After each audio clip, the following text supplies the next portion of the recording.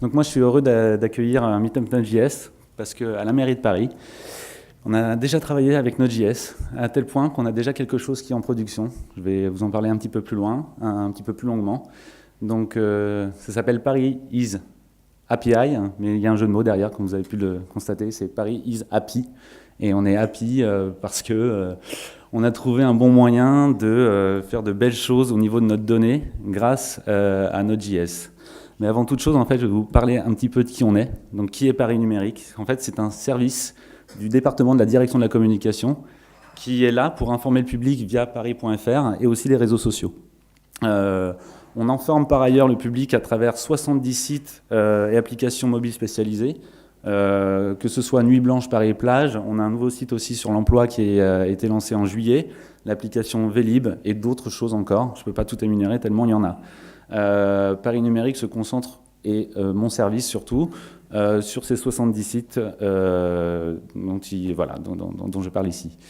On a parmi ces 70 sites 2 projets principaux qui sont pour nous en fait ce qu'on appelle les équipements. Les équipements, c'est l'ensemble des lieux gérés et mis à disposition au public par la mairie de Paris.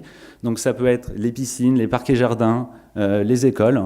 Donc sur ces équipements, en fait, on retrouve les heures d'ouverture, des informations un peu plus détaillées, par exemple sur les piscines, la taille des bassins. L'application mobile d'ailleurs des piscines, en fait, permet de savoir en temps réel, les utilisateurs se connectent et disent est-ce que cette piscine est bondée ou pas. Donc c'est de l'information qui est pour le coup très vivante. On a par ailleurs un autre grand projet qui s'appelle Que faire, qui est un agenda culturel et loisirs, qui regroupe aujourd'hui à peu près 5000 événements, qui sont aujourd'hui gérés par une équipe de 5 personnes au niveau de l'éditorial, qui retraite des informations d'environ 100 autres personnes à travers un réseau de 100 personnes, que ce soit d'ailleurs des événements qui soient de la ville ou de l'extérieur. Ces 2 projets principaux, en fait, nous ont amené à réfléchir à 2 choses, en fait, qu'il fallait que les données de ces sites, dans le cadre de l'open data, puissent être accessibles et documentées. Et là, on a commencé à se poser des questions, c'était en mai l'année dernière. On s'est dit, mais qu'est-ce que ça veut dire? Ça veut dire qu'il faut qu'en fait, ces données, quand on les publie, elles soient connectées direct à nos bases de données de production. Ce n'est pas des fichiers plats, on ne peut pas faire des extractions, parce qu'en fait, il est question qu'il y ait de l'horaire. Des fois, un équipement peut être fermé en 5 minutes. L'agenda culturel, pareil. Il peut y avoir des événements qui s'annulent au dernier moment. Donc, en fait, nos données devaient être vivantes. Il fallait, par ailleurs, que les données qu'on mette à disposition puissent être documentées, qu'on puisse comprendre de quoi il s'agissait. Il fallait, parce que en tant que développeur, je suis super fainéant, que tout ça, ça soit géré automatiquement, notamment avec les endpoints de l'API. Et enfin, monitorer l'usage, ce qui permet en fait de savoir que telle ou telle personne n'est pas en train de surconsommer en fait nos données.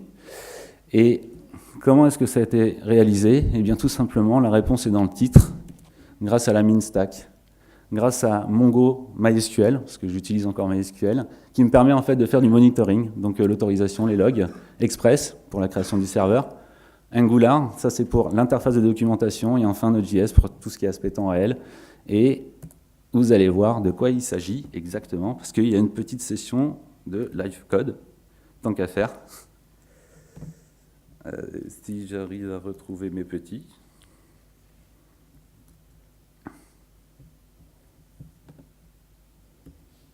Allô.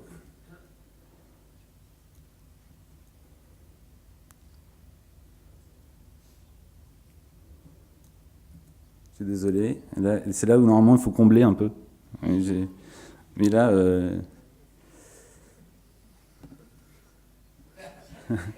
non, mais c'est pas maintenant. Arrête. Voilà, ça y est, j'y suis. Alors, moi j'y suis chez moi, et là... Ah, voilà, on y est aussi. Alors je suis désolé, c'est ça, voilà. Donc tout simplement, comment ça marche? J'ai un moteur Node.js qui est derrière. Donc comme tous les moteurs Node.js, eh bien, on le démarre tout simplement avec un petit Node daemon. Serveur. Voilà. Et donc là, juste au démarrage, ce qu'il fait, c'est qu'il va lancer quelque chose qui va s'assurer que la doc est toujours à jour, donc il va vérifier que la doc est à jour. Il va se connecter ainsi aussi aux sources de données, parce qu'en fait, on peut avoir plusieurs sources de données. Le moteur sur lequel est basé Paris API permet en fait de se connecter à différentes sources de données. C'est pas forcément du SQL, enfin du MySQL ou du Mongo, ça peut être tous les connecteurs qui existent aujourd'hui sur npmjs.org. On peut aussi interroger directement du fichier. Concrètement, comment ça marche ? Eh bien, j'ai un dossier dans lequel, en fait, j'ai mon application, mes modèles. Dans le dossier modèle, en fait, j'ai des sous-dossiers qui correspondent à mes versions. Dans mes versions, je vais tout simplement créer des classes. Et après, je vais pouvoir commencer à créer mes requêtes. Là, par exemple, je vais faire une requête qui va me permettre de récupérer la liste des cafés à 1 euro. En fait, c'est un projet qui a été lancé il y a 1 an et demi où on demandait aux personnes de nous signaler les cafés dans lesquels on pouvait encore boire un café à 1 euro au comptoir. Et on a cette base de données aujourd'hui. Et donc là, par exemple, je vais l'APIser.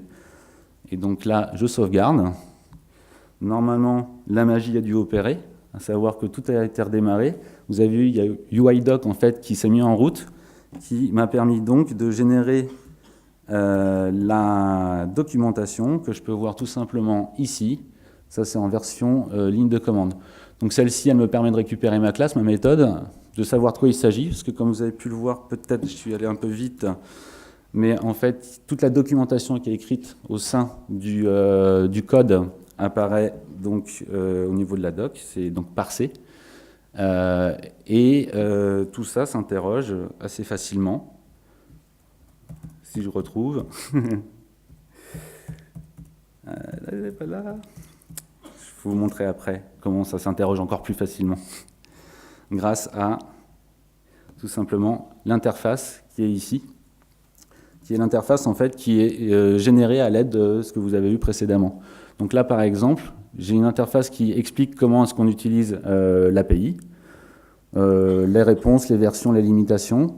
Et là, comme par magie, je dirais, ma classe avec ma description, mes retours sont apparus. J'ai une petite console qui me permet de mettre à jour quelques données, les variables. On va voir un petit peu plus loin en fait les variables.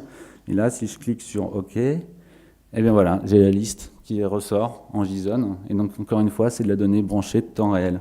Alors on peut aller un petit peu plus loin, c'est-à-dire qu'on peut aussi, par exemple, faire une version 1.1 qui, elle, donc ce qu'on va faire, c'est refaire une classe. Oups, pas ça.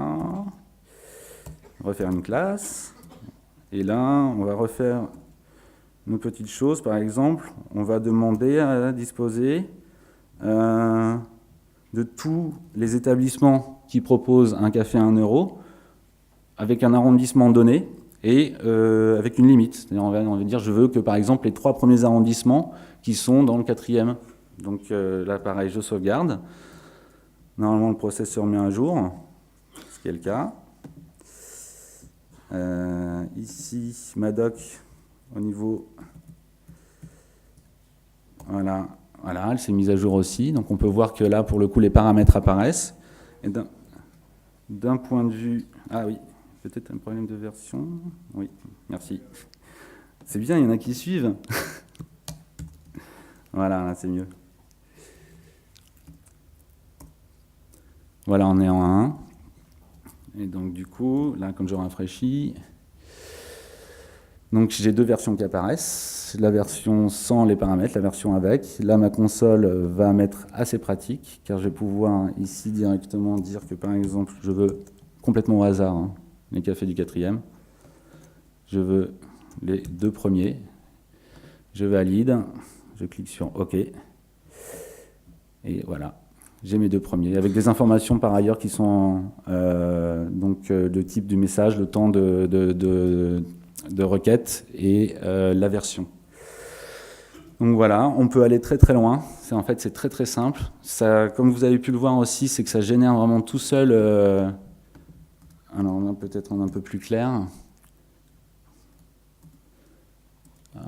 Voilà, l'URL en fait qui permet de retrouver ces données au format JSON, donc voilà, c'est celle-ci, elle est complètement générée. Ce qui me permet aujourd'hui, moi en fait, avec une base de données, n'importe laquelle, je n'ai juste que à travailler le modèle.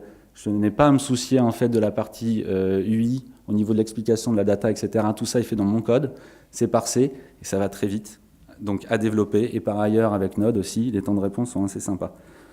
Là, je vais essayer de repartir. Ah, ça marche tout seul. Donc du coup, la roadmap était la suivante. Donc on a sorti une V1 qui n'était pas publique en fait en 2013. En décembre, la V2 a été retravaillée pour nous permettre aujourd'hui, en 2014, de mettre le code source du moteur qui est derrière disponible sur GitHub. Donc aujourd'hui, Paris est vraiment content. La donnée aussi. Et vous pouvez retrouver le moteur en fait qui permet de générer tout ça sur le GitHub suivant qui est github.com/parisnumérique/makemeAPI. Merci beaucoup.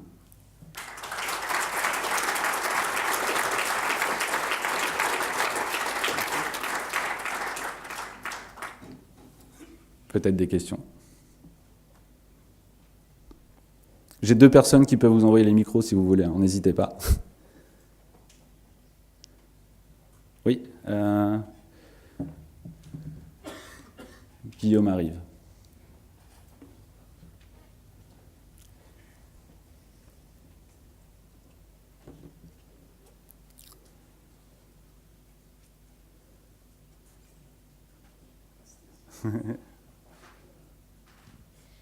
Bonjour. Bonjour. J'ai vu que vos URL contenaient notamment les méthodes et la version de l'API, enfin Oui. la version du modèle. Oui. Est-ce que ça s'éloigne de REST, qui est plutôt qui devient plutôt une norme au niveau des API? Est-ce que vous avez l'intention de revenir vers REST ou quels sont vos... Pour l'instant, très honnêtement, pas. Disons que là, c'est vraiment par pure simplicité que c'est comme ça. Voilà, c'est vraiment là, on va au plus simple.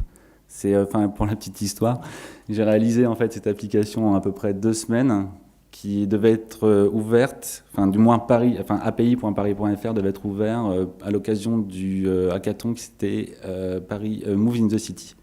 Donc voilà. Mais pour l'instant, enfin nous on est, ça semble assez fonctionnel. Par ailleurs, sur justement API.paris.fr, on a des utilisateurs qui s'y connectent, qui ont d'ailleurs en fait notamment une petite anecdote. Il y a l'application Windows Phone de quefaire.paris.fr qui existe grâce à un développeur qui pour le coup habite en Auvergne, qui a réussi à faire, attention accrochez-vous, 2500 téléchargements sur Windows Phone. Et non, ça marche bien, voilà. Et d'autres personnes aussi que je vois assez régulièrement passer. Non, mais bon, je suis désolé. Donc voilà. Pour l'instant, en fait, l'idée c'est surtout d'être fonctionnel.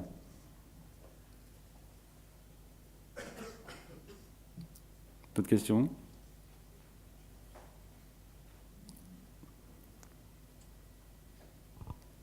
On passe à la suite. Un petit coup de grunt, c'est ça ? Oui ? Ok.